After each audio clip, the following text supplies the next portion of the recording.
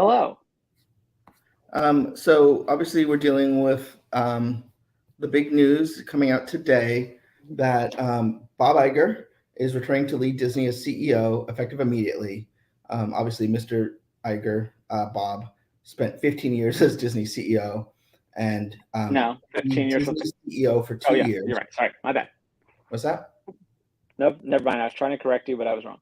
Okay, he's agreed to serve as Disney's CEO for 2 years, with, as it says, with a mandate to set a strategic vision for renewed growth and to work closely with the board in developing a successor to lead the company at the Again. completion of the 2 years. Bob Iger succeeds Bob Chapek, who has stepped down. Susan Arnold is remaining the chairman of the board. In her statement, she says, "We thank Bob Chapek for his service to Disney over his long career, including navigating the company through the unprecedented challenges of the pandemic. The board has concluded that as Disney embarks on an increasingly complex period of industry transformation, Bob Iger is uniquely situated to lead the company through this pivotal period." Continuing on, she says, "Mr. Iger has the deep respect of Disney's senior leadership team, most of whom worked closely with him until his departure as executive chairman 11 months ago, and he was greatly admired by Disney employees worldwide, all of which will allow for a seamless transition of leadership." As I mentioned, Susan Arnold is remaining the chairman of the board. Bob Iger says, "I'm extremely optimistic for the future of this great company and thrilled to be asked by the board to return as its CEO. Disney and its incomparable brands and franchises holds a special place in the hearts of so many people around the globe, most especially in the hearts of our employees, whose dedication to this company and its mission is an inspiration. I am deeply honored to be asked again to lead this remarkable team with a clear mission focused on creative excellence to inspire generations through unrivaled, bold storytelling." It goes on with telling you Bob Iger's history, which I don't need to tell you. If you're watching this, probably, if you do, then you can probably just read the archives and get caught up. But I guess, where I want to start is there's a lot of analysis to do here, but what are your initial takes? Well, my initial take is obviously this was a big rumor and we kind of dismissed it. And I think it's good because when I was talking last week about what it meant that people were calling for Chapek to be fired and how I was kind of cautioning Disney fans that might not actually be what they wanted because they'd probably get someone who was going to be even more cost-cutting focused because of what the issues that the commentators were pointing out were. So to get Iger back is kind of supposedly not that. So yeah, I guess that's what kind of surprised me about the whole thing, and the fact that it's a Sunday night.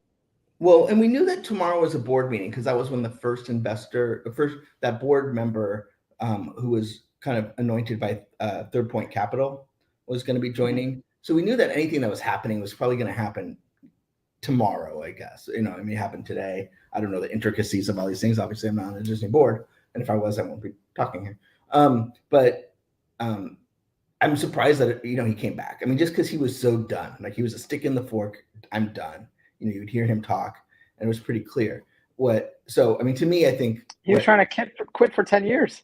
Right. Well, and I think to me, this is indicates how much he was disappointed with Bob Chapek, because he basically was seeing his legacy crumble, and he made the decision. He was like, okay, we need to come back. Now it's 2 years. I don't think. He was trying to, as you said, trying to quit for 10 years. I don't think this is a long term. Like he's back for another 10 years. I just don't see that as a thing. But I think what is telling here is the amount of time they spend discussing his relationship with the employees. Because I feel like with Bob Chapek, his biggest challenge was he lost the team, right? Like there was no way at that point that Bob Chapek was going to turn it around. And with Disney fans, with Disney employees, in many ways, it was just kind of done. And I feel like the only way he was going to be leaving sooner than he probably wanted. I think that was a given. The question was, how was that going to happen? Now, was it going to happen if we're going to get a new CEO from the outside who, that's always dangerous. But I mean, I think as far as Disney fans, this is the best solution they could have wanted.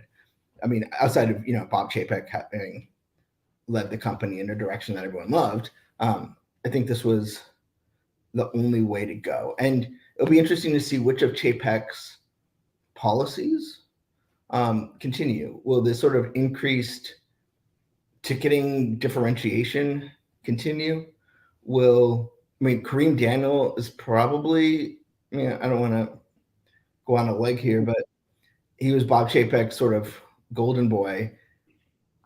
It doesn't mean he's not Bob Iger's golden boy, but, I wouldn't say that Bob is super comfortable with him leading it, basically this reorg that gave him ultimate purse string authority over the entire company. What does this mean for the hiring freeze? What does this mean for, this sort of, does this mean Disney can grow again? I mean, I think it's telling that Susan Arnold says, with a focus on growth, which means not only just returning to profitability, but also growing. And you don't grow with a hiring freeze, which was my big lament, right? Like this isn't being tightening the purse strings. This is just stopping.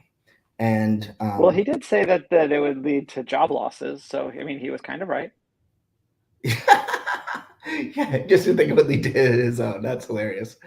I have a question though. Obviously, like he just got his contract extended. Do we know what that buyout's going to be, or will that have to be reported during the next earnings? Well, it would need to be reported at some point. At least, it would be at least in the proxy statement, which will probably be the next time we would see it, just based on the calendar. I haven't seen a filing yet. I mean, it's Sunday night of like,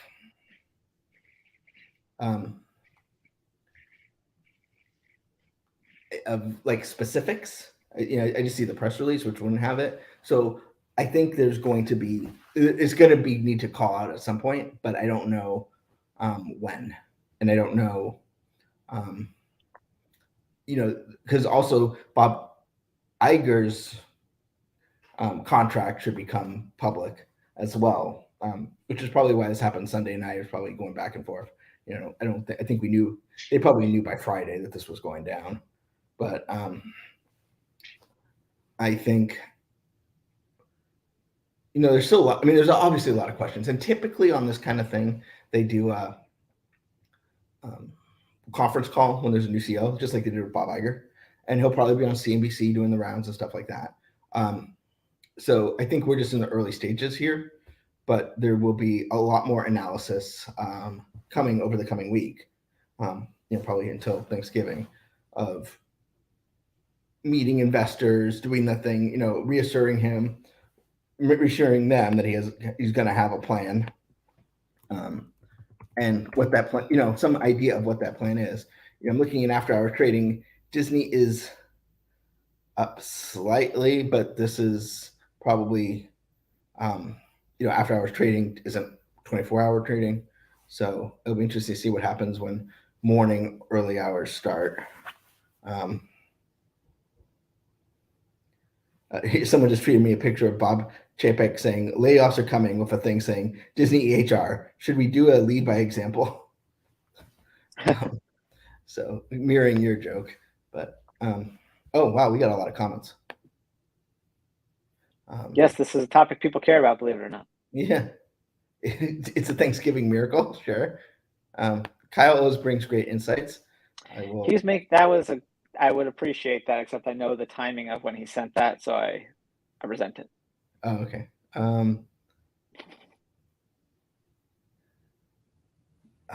This is glorious. Wow. Becky, our friend, says Sunday surprise. That is the understatement of the year. Ding dong, Bob is gone. The wicked CEO is gone. Nick says it was obvious that Chapek was in over his head when he went to war with ScarJo. Don't attack the actors here, paying millions. You cannot win that fight. What about the fireside chat with Bob? Did he hint at this? No. Bob, I don't think Bob. I think, if anything, the fireside chat was a way to prevent this. I mean, this was not. He wouldn't have gone through the last 2 weeks he would have had if he thought this was a given. This was he was as surprised as you would want. You don't want some CEO to think like, "Hey, we're looking at firing you." This happened very quickly. If you read some of the books like Storming the Magic Kingdom or Disney War, it takes Disney 6 months to make an app, but 20 minutes to fire a CEO. Disney wanted this news to hit prior to opening 4 markets. Is Iger keeping the seat warm for Josh tomorrow? That's a good question. I don't know who he's keeping the seat warm for, but he's keeping the seat warm for somebody, and it's going to be his job to figure it out. And it'll be interesting to see. Obviously, the people that were leaders there now were supporting Bob Chapek's vision because that's his boss. So now they're going to have to pivot, knowing that the vision that they had is not the vision the new guy wants, even though they were also under all these people work for Bob Iger as well. And so if I was a betting man, I would say Josh is the inevitable CEO because your other choice is Kareem Daniel, and that just doesn't seem like the way they would go. Kind of presumption because you don't want no one should feel like they are heir apparent, but for the people, to me it makes sense because Josh, despite the controversies of parks, could now blame that on Bob. I mean, or at least say he was just executing his vision and still be loved doing the stuff he's been doing, meet and greeting with guests, being Instagram famous. And then, he'll take that goodwill into CEO, which would help this. Bob Chapek, before he became CEO, was already vilified, right or wrong. That's not my point. But, he came in not being loved, whereas Josh, we could debate this all day as why one is loved and one's hated, but he is generally loved. So on that, do you think some of the stuff we've been seeing at parks will be rolled back, like potentially? I don't know that you're gonna obviously that's way more like public facing. Like obviously, like it's a huge admission to pull a Jay Leno and bring back your old CEO. But that's still not the same as like, hey, that big Disney Genie Plus thing we just been shoving down your throats for the past however many months. Well, we're gonna figure out a new system.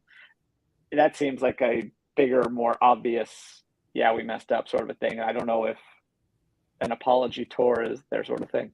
Well, I don't know if it's apology tour, but we talked a lot about how when Bob Iger became CEO, he bought Pixar and he bought Oswald essentially, or traded for Oswald.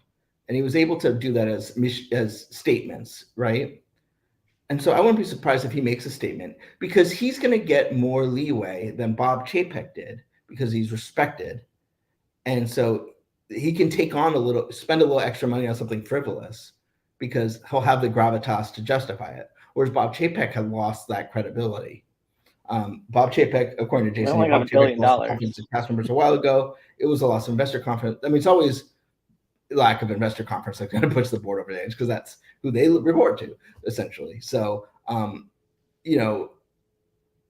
want to say one thing following Disney, it's every time a CEO has left, with the exception of Bob Iger this time, they had lost the cast, right? Michael Eisner had lost the cast, and then Wall Street quickly followed, with a little push from Ray Disney. Bob Chapek lost the cast, and investors followed suit. So, I think there is a testament to that when they lose internally the cast as well as sort of the narrative, which is the fan narrative, it does lead. I mean, I hope we take that responsibility. We're fan media and we can help set that tone. And, we've been, I want to say we haven't been as negative on him as others because I think we understood the challenges he was under, but at the same time, we were not loving every decision he made or even saying that, kind of realizing that he was in over his head. I mean, to me, his biggest fault was when he basically acknowledged that he wasn't loved and that, okay, like he doesn't care. And I said, well, you still got to care.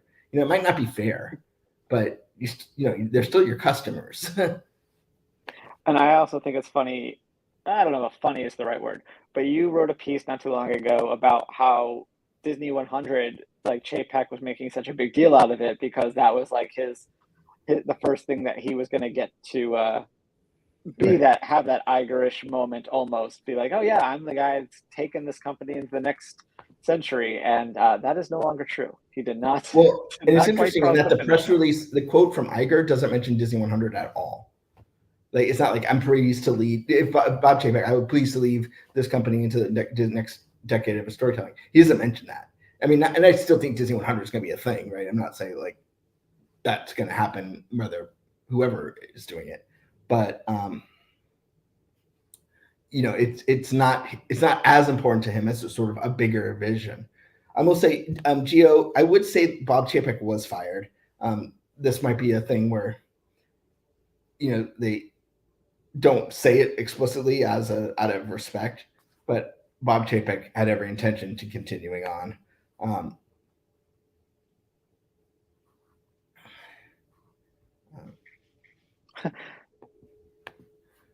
I'm sorry, just going through your comments.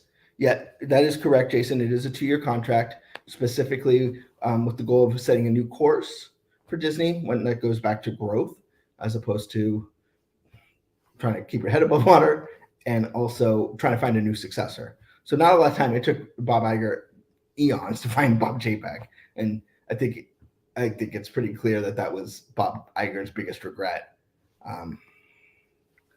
And he allegedly said as much, according to gossip reports. Jeff, first of all, thank you. Thank you for the artwork that you do for us. We would love to abuse you more, but the Turkey of the Year award, which I think we all forgot about. Yeah, I don't know who that is at this point. But what a day. I'm just gonna, Kyle, if you want to say some words, I'll just check what I got. Well, I wanted to share how I came to learn about this, which was at first in our Slack, there was mention of a rumor. Then I got a text from a friend that sounded a little bit more definitive, but didn't give me a source I could go and verify. So then when I'm trying to look for a source, another friend calls me, and I basically screamed at him, and I feel a little bit bad about it. I was basically just like, I'm looking. I know why you're calling. I don't know. I'm going to find. And I threw my phone, and then I was able to suave doobie coming in. I thought he was in a bathroom for a second. I don't know. Am I clear? Am I usable in this hotel Wi-Fi? Currently. Yeah. Okay. So I heard something happen. What did I miss? So Bob Iger is the last to know the CEO. Bob Iger is not the chairman of the board, which he was prior. Susan Arnold is staying in that role. It's a 2-year contract, specifically with the mission of finding a way to bring back growth, a commitment to the employees / cast members, and finding a successor. So that I presume at this point will not be Bob Chapek.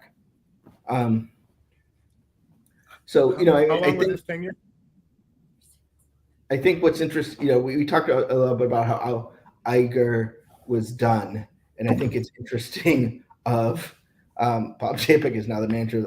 You mean Las Vegas is? I think it's super interesting to see that when Bob was ready to leave, Bob Iger was ready to leave, and now for him to come back, he must really regret picking Bob Chapek. It was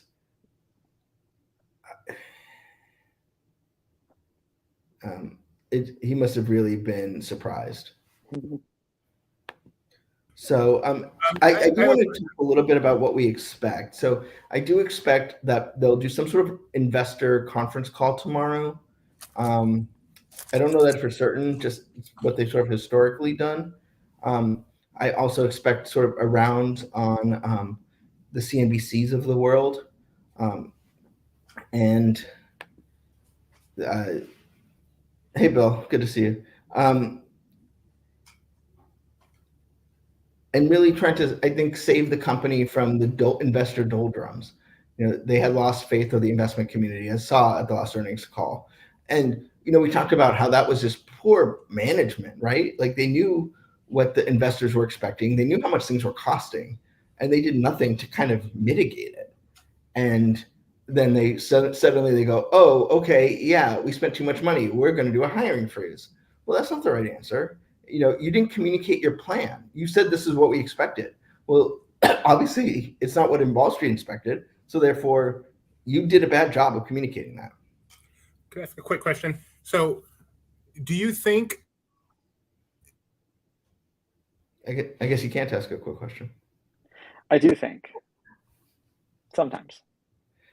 I'm going to turn off my cam just because of signal. Is this even possible there to step in?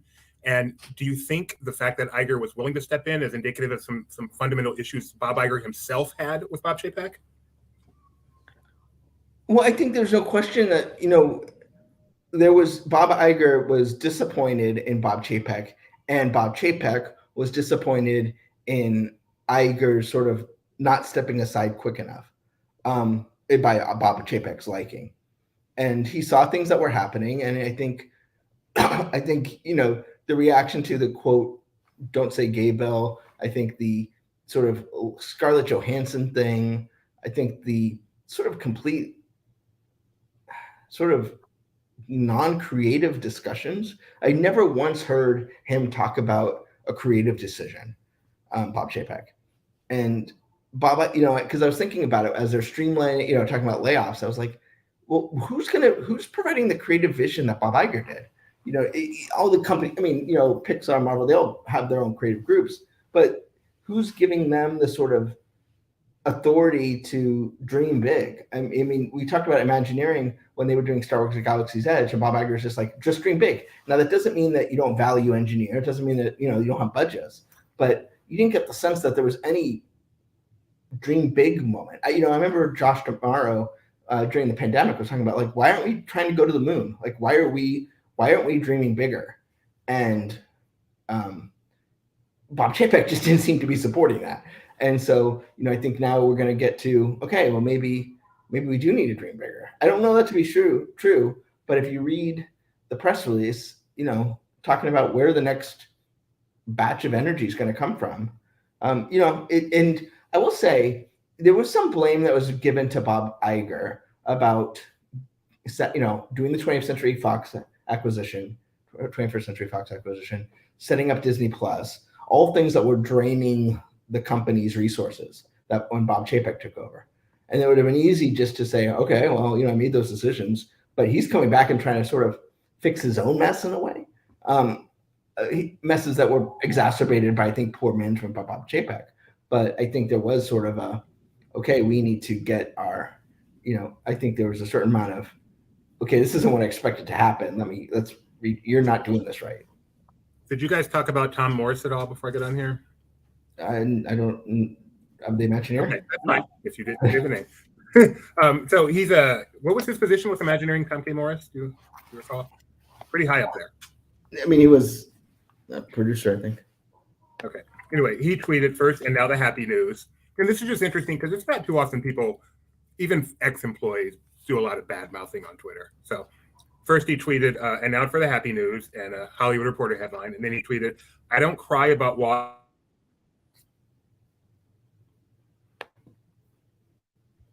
up in, introduce himself, let alone learn my history or what I accomplished, something all the other park leaders and CEOs made it a point to do.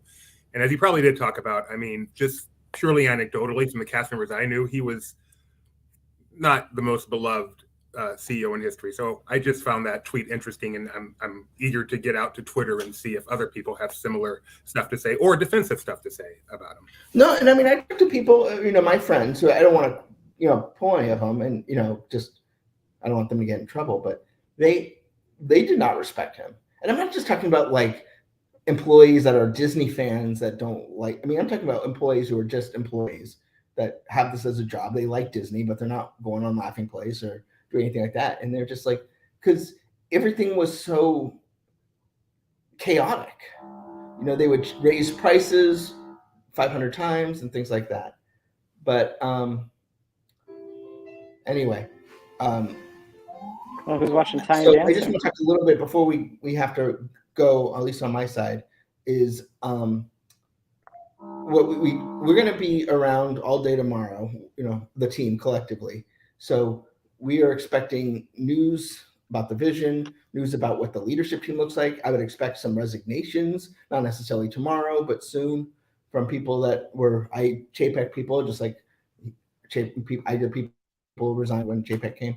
So there's going to be a lot in what we thought was going to be a quiet kind of Thanksgiving week. I mean, I told Doobie actually tomorrow was going to be a crazy day because the board meeting, and we were joking about it and being like, well, we'll see what happens. Well, we didn't expect it tonight, obviously, but we still are going to look. I mean, what does this mean for Dan Loeb and Third Point Capital? What's his take on this? There's a lot that we're going to need to find out in the coming days. But anyway, so I'm going to go say LTTV, and then remember, you can stay tuned all day tomorrow because we'll have who knows how many updates on laughingplace.com/TV. If ever there was a day just to leave it tuned in, tomorrow is the day to do it. Absolutely, and we're going to and Twitter while it's around. We are going to _place on Twitter. And, yeah. We are going to be live a lot tomorrow. I mean, I don't even know if we're not going to be live, but we will. Thanks, Becky. It's good to see you. But we will be live a lot tomorrow because there's a lot to talk about, a lot to digest, and a lot that's going to move very rapidly tomorrow. So, and we've got some knowledge here, more than a lot of places. So if you have questions, I mean, I don't like to toot Benji's horn, but for this subject, this is a great place to ask those questions and get some informed, knowledgeable, dispassionate, which is actually helpful sometimes, responses. So gather them up and come on tomorrow. Thanks, everybody. And as I said, if you have any questions or comments, actually, always feel free to share them on Twitter, or so we can get them ahead. We'll even try and research and ask our sources what they know. We got to get back and kind of do our reporting, but we will be back tomorrow early, and then continue through the day as all this news comes. So. I'm sorry, just joined. Would you buy Disney here? I don't know what the price is going to be in the morning, so it's a hard question to answer. I would also not give personal investor advice, but because we're not qualified. You have to read a whole paragraph. Of Disney, and there's a conflict. But I will say it'll be interesting to see if people choose to jump to go buy Disney based off of the news here, and the price will indicate that in the morning. So we'll be watching that, and it'll help us understand if this is how Wall Street's responding to this, because this isn't a perfect situation. I mean, you have a CEO that people love coming back, but only coming back for 2 years and with no transition plan in place, at least as of now. So Doobie's muted, but I'm sure he's saying something very important. Before we end, and if you have to leave, Ben, I understand, but we have our numbers have gone up and up and up. So I want to make sure if one of you guys can just give a recap before we close out here for the people who are just joining us. I pick Kyle. Okay, apparently. So the unthinkable has happened. Chapek is out. Bob Iger is stepping back into the role as CEO. He signed a 2-year contract. They're going to concentrate on growing the company again and choosing a successor again. And Susan Arnold is staying on as chairman of the board. So Iger will not resume that role that he had when the last time he was CEO. And that's pretty much it. This is something that people have been asking for, and it had been kind of rumored, not necessarily in a serious capacity. And on a Sunday night, that's exactly what happened. And Doobie is talking, and he... No, I was literally moving my lips so you would know I'm trying to speak while I try to find the mute button. I think we've all joked about how, they're going to fire Chapek and bring back Iger, because you can't do that. They've already done it before, for one. Here we are. Oh my! I totally thought this was a joke when I heard this from Gio, one of our loyal listeners, and I thought it was a spoof website. I'm looking at the URL. Does that really say deadline.com? And then I go to random, of course, our Slack channel, and yep, it's for real. So, wow. All right. Well, thanks everyone can I close out now? You done, Kyle?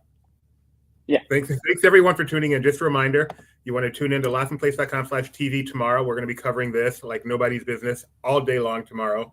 It's the first 24-hour news channel, and boy, has there ever been a need for it. If you happen to go there right now and it's not on, forgive me, but it will be back up within just a few minutes. And Yeah, that's the place to be. And of course, laughingplace.com, laughing_place on Twitter. May not be the biggest Instagram story in the world, but and of course, facebook.com/laughingplace. The website has all the detail, the TV has all the talking heads, and the Twitter has all the headlines. So follow us for this story. Trust me, follow us for this story. Thanks, everybody. We'll be talking to you a lot in the next couple of days.